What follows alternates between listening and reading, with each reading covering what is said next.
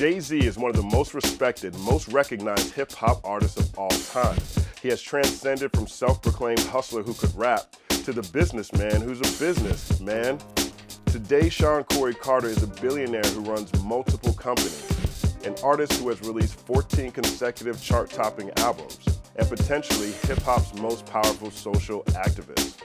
But did you know that Jay-Z had planned to release his 1996 debut album, Reasonable Doubt, and never record again? What if Jay-Z had retired after Reasonable Doubt? Hip-hop would not have its first billionaire, for one thing. That would mean one less venture capital fund for minorities and other disenfranchised groups in a financial world where the deck is already stacked. Artists would have even less of a stake in a recorded music industry shifting from dominant record companies to all-powerful tech companies. Hip-hop might still be catering to companies that do not respect or appreciate it. J. Cole, Kevin Durant, DJ Khaled, Van Jones, Skylar Diggins, and other great talents would not have the backing to create and control their own narratives. And the world might not know that Nipsey Hussle was so much more than just another rapper. Live Nation ambles along as a concert promotion company and never becomes a global mega entertainment conglomerate. The Nets gain no traction in Brooklyn. The Barclays Center development goes bust and millions of disenfranchised people still have their homes. Well, maybe that's not so bad. Rockaware clothing never gets launched and tons of dudes are still walking around wearing Tommy Hilfiger, looking corny.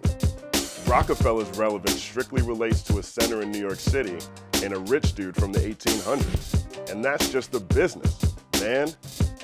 Now let's talk about the music. There would be no 444, which means grown men well into their 40s would still be rapping about nothing but drugs, money, and women. Huh. Sorry, Jay. This one's bigger than you. Hip-hop would not be on music's biggest stages, doing stadium tours with Beyonce and Eminem.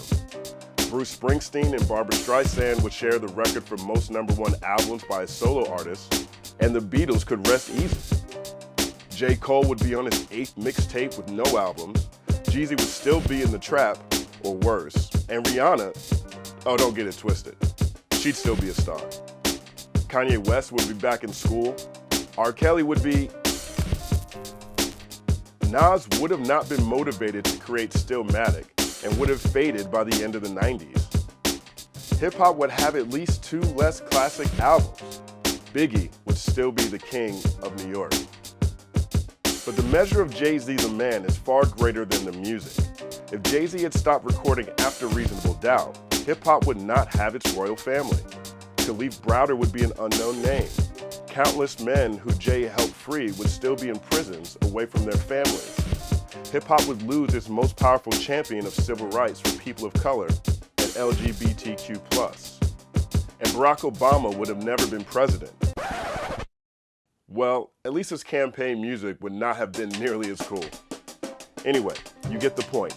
If Jay-Z had retired after Reasonable Doubt, the hip-hop world, the business world, the sports world, the world would have been a very different place, and many people well beyond Jay would have been far less rich in mind, body, and spirit.